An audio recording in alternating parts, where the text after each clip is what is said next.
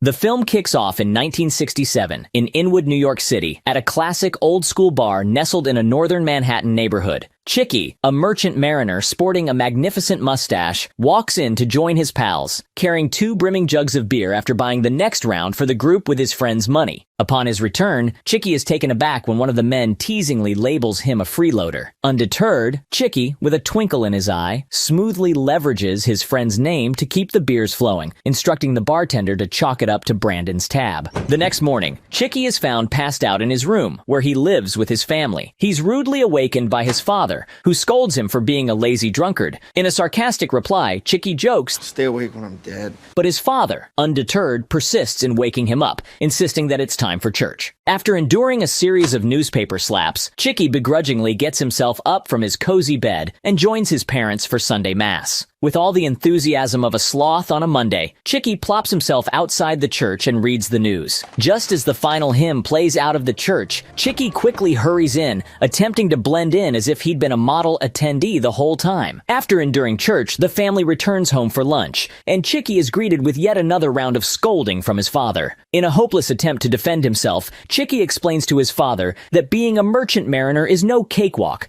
stating that family time is his only chance to unwind. When Chickie's mother attempts to stop the infighting, his angry father declares that Chickie is living under his roof and that if he wants to act like a drunk, he should find a new place to do it. While Chickie entertains the idea, his mother reminds him that it would just be a waste of money. Feeling like his mother is coddling him, Chickie's father expresses his concern, recounting how he had a job, a wife, and 3 kids at Chickie's age. With a touch of sarcasm, Chickie fires back. So it's my fault you knocked up Ma in high school.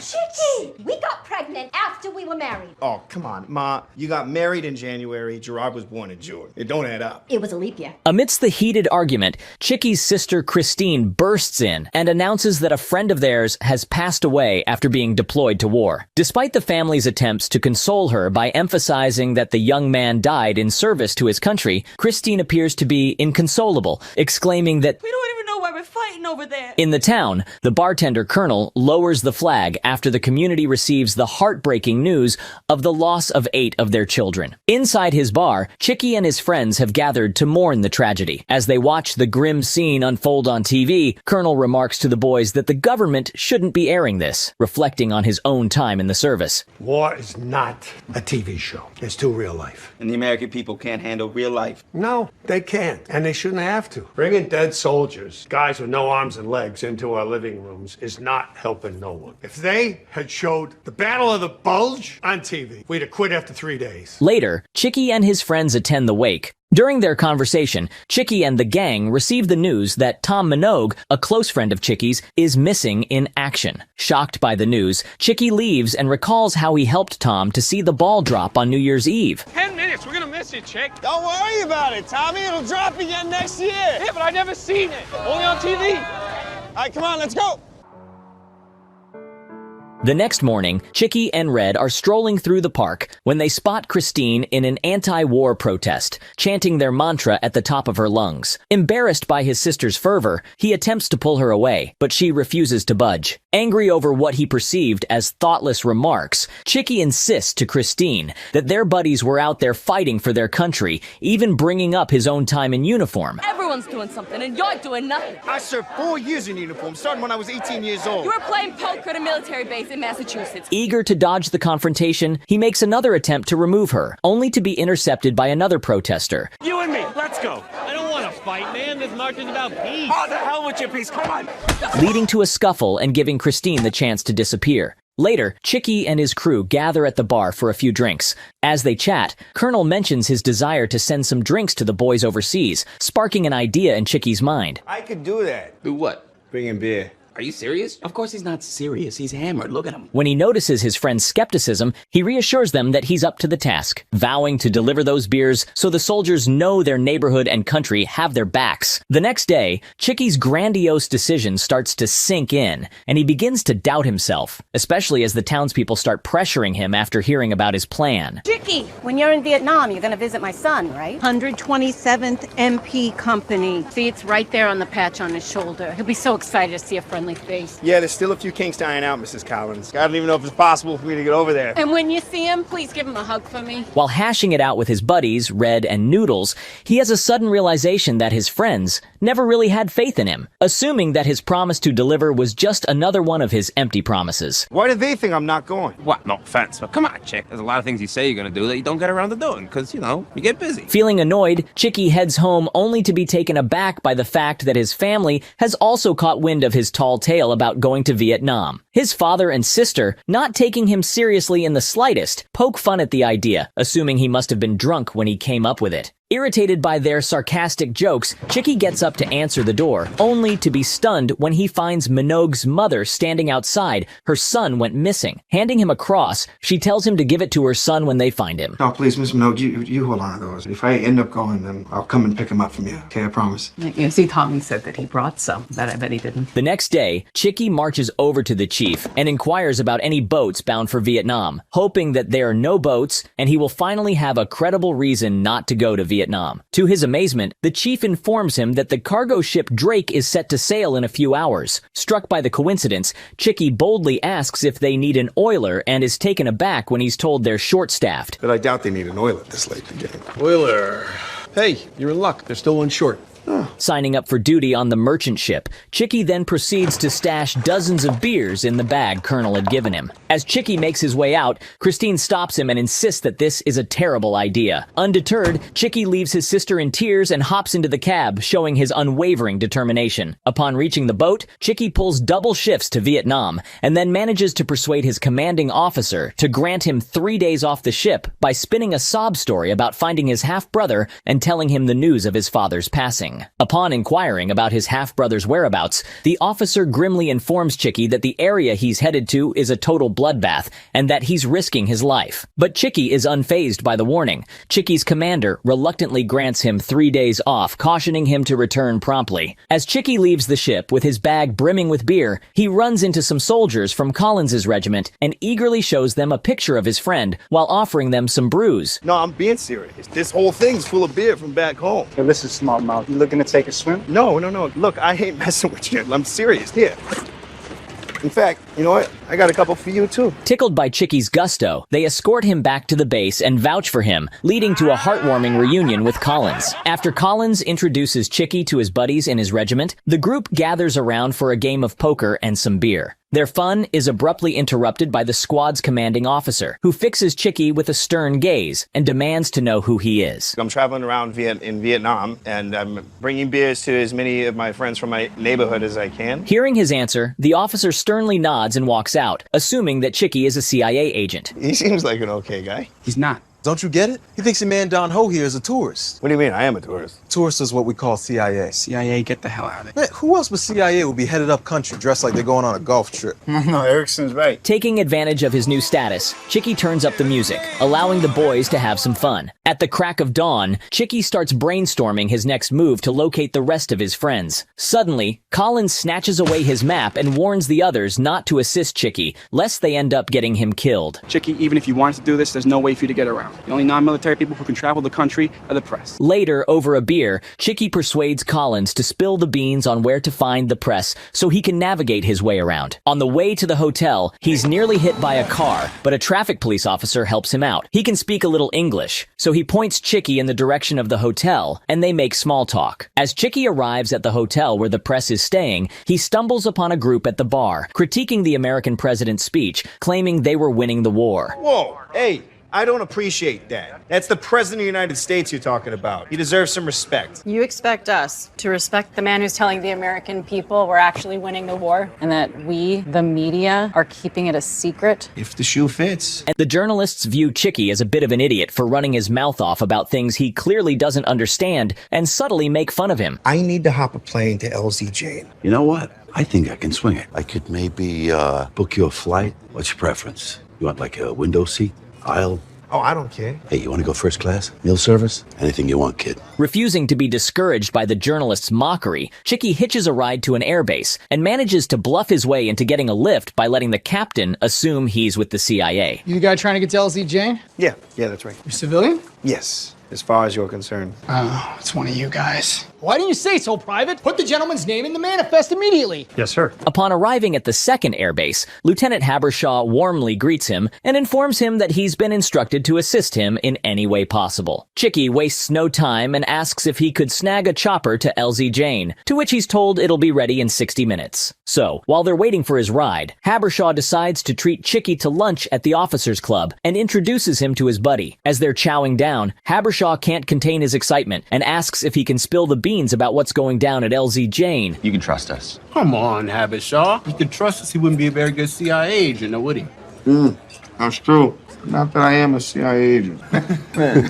Give us just a hint. Tell us without telling us. Trying to keep things under wraps, Chickie suddenly gets all serious and tells him he's just delivering some beer to a friend. Beer? To who? A friend in Bravo Company. First day of cab. Keg? Cans. Wow, it's gonna be a shit show, isn't it? Before Chickie leaves, the lieutenant asks Chickie to put in a good word for him at the CIA so that they will consider his candidacy for joining the intelligence. Once the ride is ready, Chickie flies over a large expanse of farmland along with other soldiers and heads out to the war zone. Once he arrives at the base, Chickie uses the same CIA cover story to have the commanding officers recall his friend Rick from the battle zone. Duggan, report to TOC ASAP. Over. Right now? That's 200 meters and our situation's hot. Over. Right now. While Rick runs to the cabin under a barrage of bullets, Chickie asks to cover him with a tent as a surprise for his friend. You guys cover me with this. No. When Rick arrives at the cabin, Chickie jumps out of where he is hiding, startling his friend. When he realizes Chickie had dragged him through gunfire for a silly cause, Rick gets angry and begins to yell at his friend. Telling him that he was going to get himself killed, Rick warns Chickie to abandon his fool's errand. You mean to tell me this asshole's a civilian? Yes, sir. Is he nuts? I don't know, Chickie. Are you nuts? What? No? Rick's sergeant drops the bombshell that Chickie is now his responsibility and orders him to take the little guy along. Despite his protests, Rick is bluntly informed that he has no say in the matter. What's this for? To shoot the bad guys, Dodo. It looks like you're gonna be taken for prisoner. Shoot yourself or they'll torture you for info. For info? Hold on, I don't have any info. They don't know that, asshole. No. Bad idea, Sarge. He's got a better chance of shooting one of us than one of them. What are you talking about? I know guns. I was in the military. Where'd you serve? Massachusetts. Yeah, give me that. Rick is left with no option but to dash across no man's land, with Chickie in tow, who's whimpering like a little girl. After dodging the flying bullets, the two men finally make it to their post and rejoin the other soldiers. Who's this hand job? It's my next door neighbor. He brought me a beer. What the hell does that mean? Means he jumped on a freighter in New York, came all the way out here, bring me a beer. Wait a minute. Are you telling me you don't have to be here and you're here?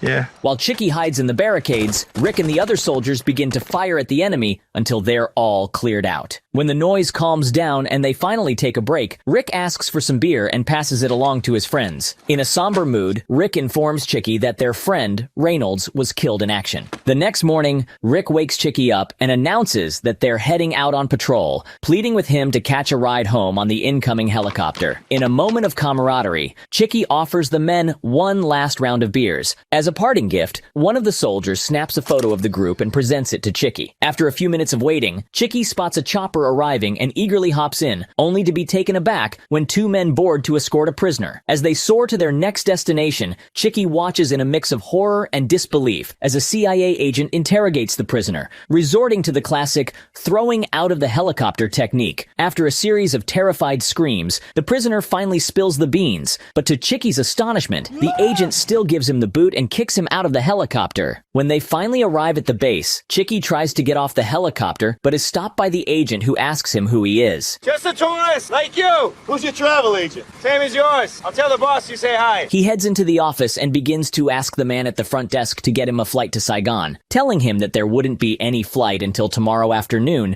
the man informs Chickie to go to the airbase 16 miles away. After speaking to his superior in the other room, the man returns and offers to give him a ride himself. Finding the situation suspicious, Chickie goes to the bathroom and jumps out through the window to observe the man waiting by the car. As he watches, he spots the CIA agent hiding in the back of the car and takes off running for the woods. Despite the agents giving chase, Chickie manages to evade them by flattening himself on the ground, trying his best not to let out a scream as a centipede decides to make him its playground. Once the coast is clear, Chickie heads for the hitchhiking route to get back to base. While wandering through the jungle, he finds Tom Minogue's cap on the ground. He recalls his dialogue with Tom before the latter left for Vietnam. Tom was afraid to go to the war and was not sure if it was the right decision, but Chickie cheered him up, stating that he would be doing the right thing. As Chickie continues along on his adventure, he encounters a Vietnamese child who promptly bursts into tears at the sight of him. Feeling horrible about himself, Chickie hurries off while the kid's mother swoops her up and dashes into the jungle like they've just seen a ghost. After a few hours of nervously tiptoeing through the wilderness, Chickie gets the shock of his life when he stumbles upon a herd of elephants,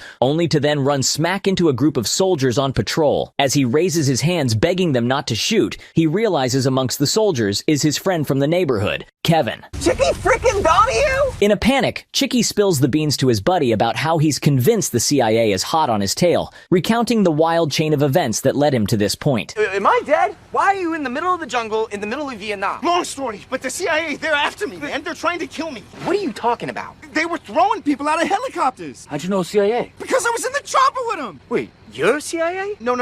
They thought that I was one of them. He pleads with Kevin to take him to the airbase, and after some serious arm twisting, Kevin reluctantly caves in, even though he's supposed to be fixing choppers back at the very place Chickie just bolted from. Once they finally make it to the base, Kevin pulls some strings to help Chickie snag a chopper bound for Saigon. As the chopper heads out, Chickie throws his friend a beer. After finally reaching Saigon, Chickie hauls himself down to the harbor, only to discover that his ticket home has sailed off without him, thanks to a tip-off about a surprise raid. The dispatcher advises him to visit the U.S. Embassy. Chickie notices that traffic officer he met a few days ago. He asks him how to get to the embassy, and the guy leaves his spot to show Chickie the way. On the way, they have a conversation. The guy says he'd like to see the U.S. when the war is over. Just out of politeness, Chickie advises him to visit New York first, and he'll buy him a beer. But the naive guy takes his words to heart and asks for his address. What New York street you live on? You serious?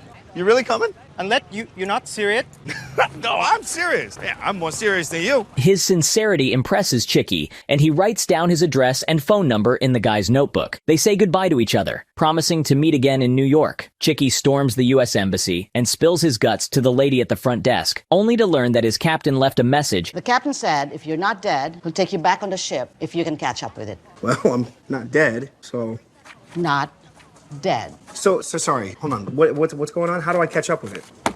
You sit. After a long wait, Chickie gets rudely awakened by the desk clerk, who tells him that she can snag him a flight to Manila the next day. Heading back to the hotel he'd visited earlier, he stumbles upon the same journalists at the bar, knocking back a few. Joining their merry little gathering, he regales them with tales of his escapades in the war zone, whipping out a snapshot for dramatic effect and leaving them utterly shocked. You're serious? Impressed by Chickie's courage, one of the journalists by the name of Arthur takes a picture of him and offers to buy the young man drinks. Chickie Donohue is drinking on me. The two engage in a heated conversation. Arthur explains that the war was being led by politicians who were sending kids like Chickie's friends to die on the front lines. While they're conversing, the two men begin to hear gunshots and are startled by the sound of a loud explosion. Following Arthur out of the hotel, the two men try to get to the embassy, but find out from one of the American soldiers that Saigon is under attack. You gotta get to the embassy. Forget it. There's fighting on every block and Charlie has the embassy. As Chickie approached one of the jeeps, an explosion suddenly blows off one of the soldiers' hands,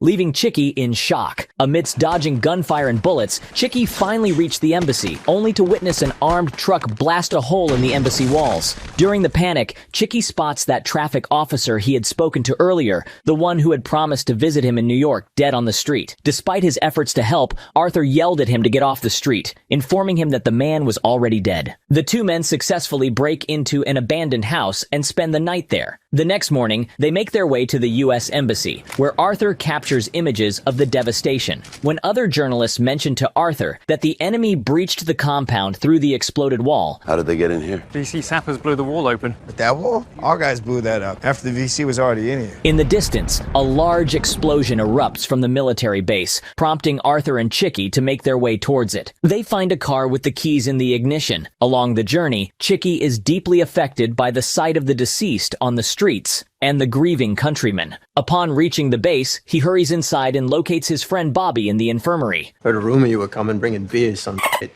Yeah. After exchanging pleasantries, Bobby informs Chickie that the entire country is on lockdown, with only military planes permitted to take off. Despite Chickie offering Bobby a drink, the traumatized soldier declines, stating that beer won't make him feel better. The guy recalls the lieutenant who asked him to get a job in the CIA and calls the poor guy asking for help getting on a flight from Vietnam. Chickie then pleads with his friend to give him a ride to the airbase, recalling Habershaw's promise to assist him with anything he needs. He also extends the offer for Arthur to come along, but the journalist refuses. I don't want to get out of Vietnam. What are you talking about? I'm a war correspondent, chick. This is a war. This ain't a war no more. It's mass murder. That's what war is, chick. It's one giant crime scene. The lieutenant meets them at the airbase and again asks him to put in a good word for him at the CIA. This time, Chickie decides to sincerely admit to the lieutenant that he is not a CIA agent. I'm not CIA. Yeah, right. No, really, I'm not. So, what are you? I'm nothing. You guys are the best. As Chickie prepares to board his plane, Bobby informs him that they have found Tommy's dead body. Devastated by the news, Chickie bids farewell to his friend and boards a plane to Manila. Seated alone beside the row of coffins, Chickie is overwhelmed by a sense of dread. Upon finally arriving home, Chickie is welcomed by Red, who spots him walking down the street and invites him into the bar to meet his other friends. Overwhelmed by his experiences, he confides in his friends and the Colonel, expressing his disbelief in their actions in Vietnam. I'm not so sure we're saving the world this time. Well, right or wrong, it sounds like you need a drink. Despite the Colonel's offer to buy him a drink, Chickie explains that he has something to attend to first and heads to Tommy's house. As Chickie knocks on the door and Tommy's mother answers, he becomes emotional and confesses that he was the one who had encouraged Tommy to enlist. He is burdened by the guilt of his friend's death. Tommy's mother forgives him and embraces him, demonstrating that she does not hold him responsible. Chickie then heads to the park where dozens of candles were lit for the fallen soldiers and runs into his sister. After telling him never to do anything like that again and informing him how worried the family is, Christine sits next to him, hugging him gently. Telling her that he plans to take a new direction in his life, Chickie hands his sister a beer and tells her he had saved the last one for her. As the movie concludes, it is revealed that Collins, Rick, Kevin, and Bobby all returned home safely. Chickie ultimately graduated from high school and later from Harvard University's Kennedy School of Government. He pursued a career as a construction worker, one of the New York tunnel builders, and eventually assumed the role of their legislative and political director. I hope you enjoyed the recap. You can also watch other recaps on the channel.